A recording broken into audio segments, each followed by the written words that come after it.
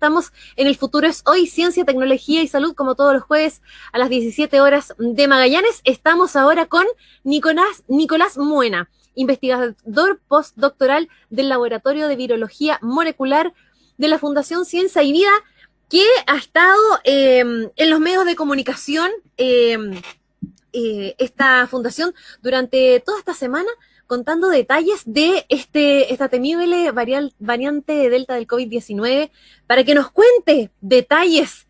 Es tan terrible, es tan temible. Muy bienvenido, Nicolás, gracias por estar en El Futuro es Hoy. Hola María Pastora, muchas gracias por la invitación. Sí, ¿qué pasa con esta variante Delta? ¿Qué es lo que la hace tan preocupante, verdad? Antes que todo, explicar un poquito en qué consiste una variante, porque estamos hablando hoy día, Sí, por ejemplo, de variantes. Las sí, a veces variantes se le dice cepa, básicamente, que a veces se le dice cepa y tampoco es tan correcto. claro, o sea, es que, claro, todas las cepas, por ejemplo, son variantes, pero no todas las variantes necesariamente son cepas. Ajá. Finalmente, las variantes son versiones mutantes del virus que se producen todo el tiempo. Es decir, no hay nada en especial respecto al hecho de que se produzcan variantes. No es algo que ocurra exclusivamente con el virus de SARS-CoV-2, que es el virus de la COVID-19, sino que ocurre por lo general con todos los virus. Y la verdad es que todos los organismos también mutan, no solamente los virus. Entonces es algo que la verdad es que es bastante normal que suceda. Ahora, perdón, no es COVID, me duele un poco. Claro, Vayan a bueno, pensar que, claro, me voy a tener que ir a hacer como, corriendo un PCR. sobre todo que eso estamos 4.000 kilómetros de distancia, así que nadie No hay que va a venir preocuparse. de Sato. Bueno, entonces, dicho eso, es bastante normal que se produzcan variantes de los virus, es algo que ocurre todo el tiempo y sobre todo en un contexto de pandemia en el cual el virus está infectando, mucha gente está infectando a una buena parte de la población, entonces está mutando todo el tiempo. ¿Por qué mutan los virus? Básicamente porque al copiarse, al tener que copiarse, lo que hace el virus es tomar control de nuestras células y las transforma en fábricas de virus, es decir, toma el control y las células ya dejan de hacer sus funciones normales en el cuerpo y se transforman en verdaderas fábricas que trabajan para el virus para poder copiarlo, es decir, copian toda la estructura de este virus y también copian las instrucciones, porque básicamente pensemos que el virus es como un juguete Lego, ¿verdad? Que tiene distintas piezas. Entonces, por supuesto que cuando tenemos el juguete Lego, por ejemplo, en la caja, vienen todas las piezas para que podamos armarlo, pero también vienen las instrucciones. No podemos armarlo sin las instrucciones. Ujú. Entonces, básicamente lo que hace el virus es copiar todas las piezas por separado y dentro de estas piezas, así como si fuera un Kinder sorpresa, por ejemplo, dentro de estas piezas están las instrucciones genéticas para poder fabricar más copias del virus. Cuando este nuevo virus infecta otra célula, la transforma en una fábrica viral y dentro están las instrucciones para que la célula las tome y vuelva a fabricar más copias del virus. Entonces, cuando el virus está copiando, se está copiando a sí mismo dentro de una célula, copia todas sus piezas, pero también copia las instrucciones. Pero al copiar estas instrucciones comete errores, se equivoca, no es un proceso perfecto, es como que cometiera errores de ortografía. Entonces, esas nuevas instrucciones con errores van a ser las nuevas instrucciones para volver a producir estas piezas. Entonces, cuando el virus vuelve a producir estas piezas, como las instrucciones son nuevas, contienen cambios, las piezas, por supuesto, también van a tener cambios. Y los cambios más importantes y los más preocupantes se producen en la pieza de superficie, que es la llave que tiene el coronavirus para poder abrir nuestras células, para encajar en esta cerradura que tenemos nosotros, abrir las células y tomar control de ellas. Y esta llave se llama Spike. Entonces, estas variantes de preocupación, que son hoy día las que, digamos, más nos preocupan, valga la redundancia, que más nos tienen Ajá. preocupados, son variantes para las que, digamos, hay evidencia de que cambios en esta llave que tiene esta spike hacen que por un lado puedan infectar mejor las células, es decir, encajan mejor en la cerradura, que también esta llave haya cambiado tanto que los anticuerpos de infecciones previas o los anticuerpos inducidos por las vacunas, por ejemplo, ya no se unan con tanta afinidad a esta llave, entonces no puedan bloquearla, y también de que tengan una mayor transmisibilidad o que su sintomatología sea distinta, por ejemplo, que aumente el riesgo de hospitalización. Y eso es lo que pasa hoy día con esta variante Delta, que se sabe, hay evidencia de que es el doble de, digamos, tiene el doble de transmisibilidad, lo que quiere decir que cada evento de infección puede infectar el doble de personas, eso es lo complejo, que puede Mm. evadir un poco la respuesta inducida por las vacunas y que además aumenta el riesgo de hospitalización al doble. Por eso que hoy día nos preocupa tanto esta variante Delta. Ahora, este virus como que entonces no sé si todos los virus, pero es como que van evolucionando, entre comillas, para mejor, o sea, como que se van mejorando a sí mismos, una cosa así. Claro, pensemos que los virus mutan al azar. No es que ellos estén buscando a propósito mutar para hacerse más eficientes. Pero ¿qué pasa? Supongamos el virus entra a una célula, se empieza a copiar y de esta célula van a salir varios virus con distintos tipos de llaves, con llaves mutantes. Entonces, dentro de este universo de nuevos virus que se produce, van a haber algunos con llaves, unas llaves maestras súper buenas que van a abrir todo y van a abrir súper bien las células, pero van a salir otras con llaves defectuosas. Es algo que también ocurre por mutación. Y aquellos que salgan con llaves defectuosas, por ejemplo, no van a poder infectar y se van a eliminar. Entonces, en esta ronda de selección, que es básicamente selección natural, es simple evolución.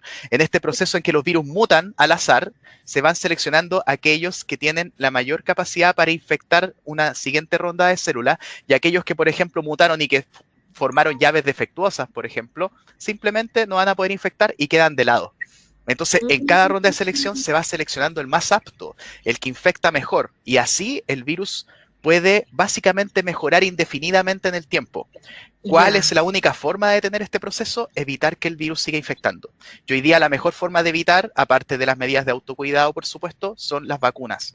Con las vacunas podemos disminuir, ya hay algunos resultados que indican que las vacunas no solamente nos ayudan a evitar enfermedad sintomática y evitar hospitalización, sino también evitar la transmisión del virus. Entonces, la única forma de detener esto a largo plazo, es que el virus siga evolucionando, es detener la replicación del virus, dejar que el virus siga infectando personas.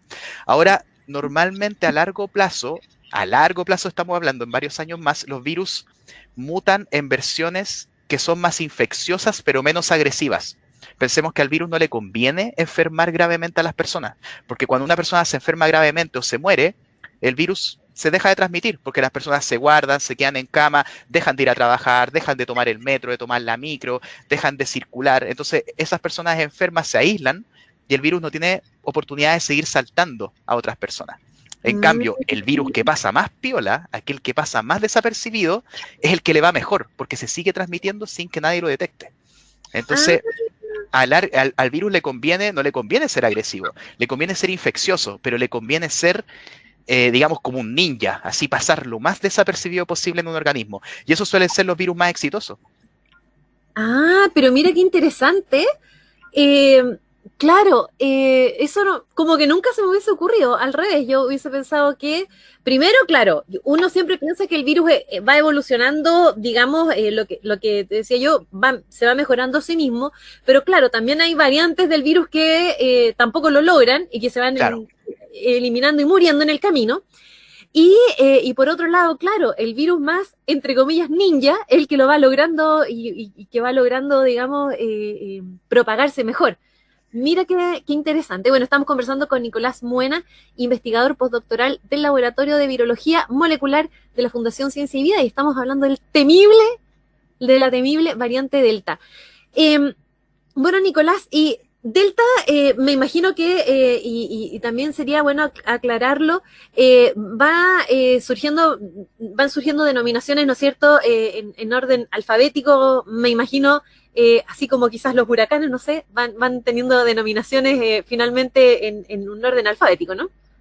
Claro, eso es muy interesante la pregunta que planteas, porque digamos, había otros tipos de nomenclaturas antes para poder nombrar estas variantes, que eran bastante, digamos, eran nomenclaturas que venían desde la rama de la filogenética, es decir, los virus se pueden clasificar como si fueran, digamos, árboles genealógicos, es decir, ponemos, por ejemplo, al SARS-CoV-2 que surgió en Wuhan, en China, lo ponemos como en la base de este árbol genealógico y las distintas variantes o linajes que van surgiendo lo podemos separar en distintas ramas. Y a cada una de esas ramas le podemos dar un nombre, digamos, dependiendo de su posición. Es decir, estaba, por ejemplo, la rama A, que eran de las primeras, después la rama B, la rama G, había una rama también. Entonces, habían varios tipos de ramas y finalmente la denominación de esas ramas, a medida que más iban mutando los virus, iban acumulando letras y números. Entonces, por ejemplo, la variante, no sé, por ejemplo, la variante británica era la conocida como B.1.1.7, por ejemplo. Y la variante de Sudáfrica, descubierta en Sudáfrica, era la variante B.1.351. Entonces, imagínate el enredo, ¿no? Yo cuando tengo reuniones con mis colegas, hubo un momento en que mis colegas me dijeron, ojo, ojo, por favor, dejemos de llamarle a las variantes por los gentilicios, porque esto a la larga puede producir estigmatización. Es decir, oye, en Gran Bretaña hay una variante, la variante británica. No recibamos viajeros de Gran Bretaña, hagámosle la ley del hielo a Gran Bretaña, ni conversemos con estos tipos. Entonces pasó lo mismo con el virus chino. Es el virus chino. Entonces, incluso habían, el año pasado yo me acuerdo que había memes donde tosía un chino en la calle y empezaban a grabarlo, subían memes, hoy hay un chino tosiendo, arránquense. Entonces, la Organización Mundial de la Salud está consciente de esto y, por ejemplo, cuando fue en el caso de la pandemia de H1N1, se dejó de llamarle pronto gripe aviar o gripe porcina, porque también hubo gente que tomó, por ejemplo, acción contra los chanchitos y hubo matanzas de chanchos. Entonces, para evitar la estigmatización tanto de animales como de gentilicios, hoy día la Organización Mundial de la Salud evita usar nombres, digamos, de especies animales y también gentilicios para nombrar a los virus. Y como el sistema de linajes de números era tan complejo para mencionarlo, sugirieron llamarlos por letras del alfabeto griego. Entonces, la que antes conocíamos como variante de Reino Unido es hoy día la variante alfa. La que se descubrió en Sudáfrica es hoy día la variante beta. La descubierta en Brasil, aquí al ladito nomás, es la variante gamma. Y la última que se agregó a este grupo de variantes de preocupación es la Delta, que fue descubierta en India en octubre del año pasado. Y así es como quedamos hoy. Ahora, hay otras variantes que son de interés, que todavía no se ha acumulado evidencia de que tengan mayor transmisibilidad, por ejemplo, de que tengan evasión de la respuesta inmune, pero que podría ocurrir a medida que se estudian. Entonces son consideradas hoy día variantes de interés. Y ahí tenemos más letras del alfabeto griego. Tenemos epsilon, zeta, iota, kappa. Y en Chile tenemos una variante que estamos estudiando recién que se llama lambda y que corresponde, es la variante que antes se le llamaba andina. Y también ahora dejó de llamarse para que no haya estigmatización ni de Perú, ni de Chile, ni de países de Sudamérica. Esta variante hoy día se le denomina lambda, y hoy día la frecuencia de lambda en el país es de un 25%. Entonces, probablemente tiene características que a lo mejor el día de mañana la hagan ser de preocupación. Oye, sí, eso te iba a decir, que ya si hubiese una variante chilena no nos haría ninguna gracia que dijeran, la variante chilena, los chilenos. Entonces, como que mejor que se haya... No harían la guerra, imagínate, no recibamos chilenos en ningún lado, no. Bueno, hubo un tiempo que pasó que se descontroló la pandemia en Sudamérica y en Europa, digamos, cerraron la frontera a la gente que venía de Brasil, que venía de Chile, entonces se ocurre la estigmatización. Por eso, digamos, es mejor usar este tipo de denominaciones que no tienen gentilicio. Bien, sí. Bueno, estamos conversando con Nicolás Muena, investigador postdoctoral del Laboratorio de Virología Molecular de Fundación Ciencia y Vida. Y tenemos una pregunta de Juan Camilo Mejía. Dice, hola, me encanta su radio. Gracias, Juan Camilo. Consulta, ¿es verdad que la variante Delta nos afecta solo a los que fuimos vacunados con la Pfizer, AstraZeneca y otra más? Me preocupa porque mi familia fue vacunada con la Sinovac. Gracias. Mira qué buena pregunta. Ya, esa es una súper buena pregunta, porque hay mucha gente diciendo hoy día que la Sinovac no funciona, digamos, contra Delta. Y lo que ocurre es que eso no es cierto, sino que aún no lo sabemos, porque no se ha estudiado específicamente. Entonces, no hay publicaciones hoy día respecto a cómo funciona Sinovac frente a Delta. Solo sabemos cómo funciona la vacuna de Pfizer-BioNTech contra Delta y la vacuna de Oxford AstraZeneca. Entonces, lo que sabemos de estas vacunas es que efectivamente la eficacia para evitar enfermedad sintomática baja un poquito. Es extremadamente importante colocarse las dos dosis, porque afecta sobre todo a la gente que se coloca solo una. Pero con dos dosis, por ejemplo, la disminución del riesgo de padecer enfermedad con AstraZeneca baja de un 68% a un 60%, y con Pfizer baja de un 93% a un 88%. Es decir, baja, pero no baja tanto, no es tan radical. Siguen siendo bastante efectivas, y además, si hablamos ya de hospitalización, las dos disminuyen el riesgo de hospitalización en un 90%, que es tremendamente positivo. Ahora, de Sinovac aún no sabemos porque no tenemos publicaciones científicas revisadas por pares, pero sí conocemos algunos datos que vienen de Indonesia, por ejemplo, donde se ha aplicado también mucho la vacuna Sinovac, y también desde Guangdong, China. en donde la circulación de la variante Delta es súper importante hoy día, y hubo reinfecciones de personas vacunadas con Sinovac. Hubo reinfecciones. En el caso de Indonesia se infectaron 350 médicos, pero el 90% de ellos no padecieron enfermedad grave, es decir, la Sinovac en estos casos, lo que sabemos de, digamos, no es evidencia científica, pero son casos, digamos, que hemos conocido digamos, de estos países a través de la prensa. El 90% de estos pacientes, tanto en China como en Indonesia, no enfermaron gravemente, y el resto, digamos, de los pacientes que eran trabajadores de la salud que se habían vacunado con Sinovac se recuperaron y hoy día están en sus casas. Entonces, ese fue el último comunicado de Indonesia. Entonces, probablemente Sinovac también va a ser altamente efectiva. No lo sabemos todavía porque no están los datos científicos, pero lo más probable es que siga siendo altamente efectiva en prevenir enfermedad grave. Y los países hoy día donde circula mucho Delta, que son por ejemplo Reino Unido, India y también Estados Unidos, lo que se ha reportado es que la mayor parte de la gente que se ha infectado y ha entrado a la hospitalización son personas que son más jóvenes, porque muchos de los adultos mayores están con su esquema de vacunación completo, son jóvenes que tienen muchas comorbilidades, por ejemplo, jóvenes obesos muchas veces, o jóvenes con otros problemas que pueden afectar la enfermedad, y también sin vacunas. Es una de las características más comunes, son personas jóvenes con comorbilidades sin vacunas las que enferman más gravemente, se reinfectan y pueden caer en hospitalización y en UCI. Entonces es muy importante hoy día, vacunémonos, porque las vacunas siguen siendo altamente efectivas contra Delta. Si bien pueden ocurrir reinfecciones, nos protegen por lo menos de la enfermedad grave. Claro que sí, y por lo tanto, claro, si bien no se sabe tampoco si las vacunas van a tener que ser, por ejemplo, como las de la influenza, que a lo mejor nos vamos a tener que vacunar quizás todos los años, eso no se sabe, ¿no? O sea, en el futuro no podemos descartarlo, porque como bien conversamos antes, el virus va a seguir mutando indefinidamente. Ahora, influenza es un virus que tiene una capacidad de mutación muchísimo más alta que los coronavirus. Ya, Por perfecto. suerte, afortunadamente. Ya, bueno.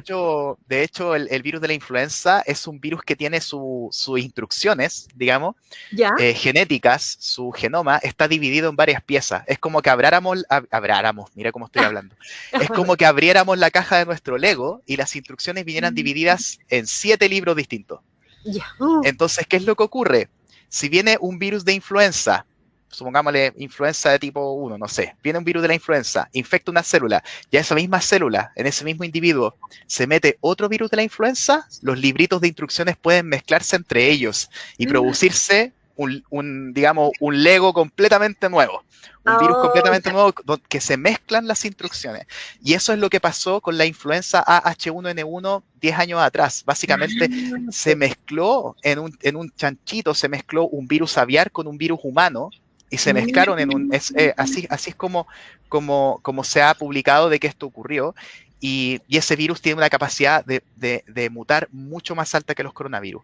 Sin embargo, no podemos descartar que en el futuro necesitemos refuerzos inmunológicos, es decir, en forma de vacunas que estén adaptados a variantes que puedan circular el próximo año o el subsiguiente.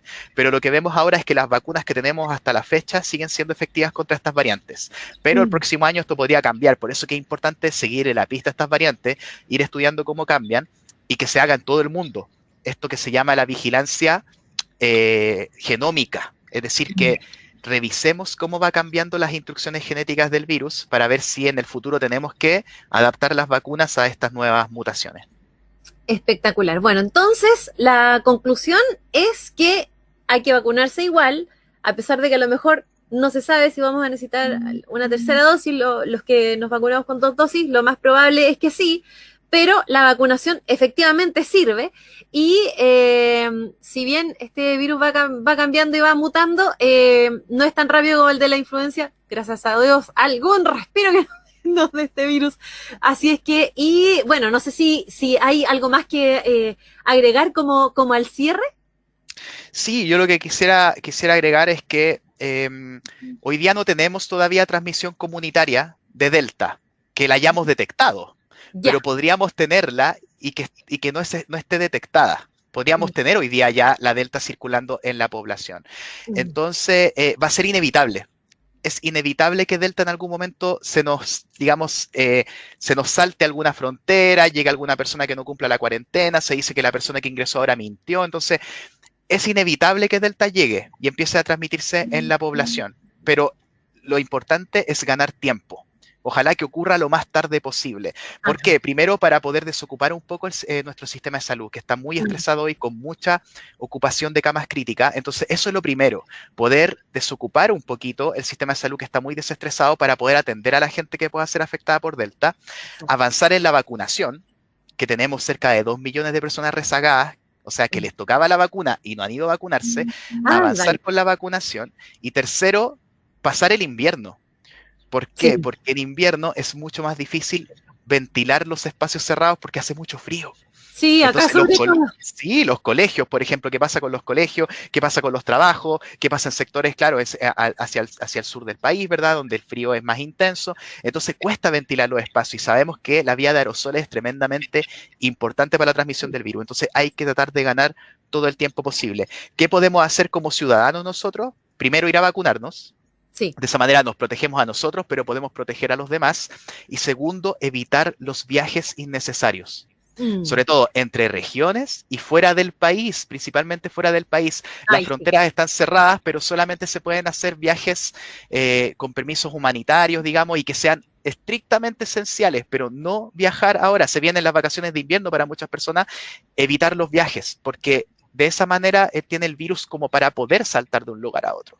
Entonces, Mm. si podemos postergar los viajes, por favor hagámoslos e ir a vacunarnos lo antes posible si es que estamos atrasados y con el esquema de vacunación completo. Si la vacuna es de 2 dosis, no se queden con una, vayan a buscar las 2 dosis. Eso para cerrar y nada, cuídense mucho. Sí, bueno, acá Noray nos preguntaba si habrá una tercera vacunación. Sí, pues habíamos dicho que posiblemente, todavía no se sabe, pero es lo más probable, ¿no es cierto? Es lo más probable. Sí, así que bueno, quiero agradecer a Nicolás Muena, investigador postdoctoral del Laboratorio de Virología Molecular de la Fundación Ciencia y Vida, que estuvo hoy con nosotros aclarándonos, pero súper, súper así, con peras y manzanas, sobre esta variante Delta, que es para temer. Así es que vayan a vacunarse y usen su mascarilla, por De todas favor. maneras. Sí, así que muchas gracias, Nicolás, por haber estado con nosotros en El Futuro es Hoy. No, muchas gracias a ti, María Pastora. Que estén muy bien y cuídense mucho y a vacunarse todos. A Un vacunarse. Bueno, abrazo.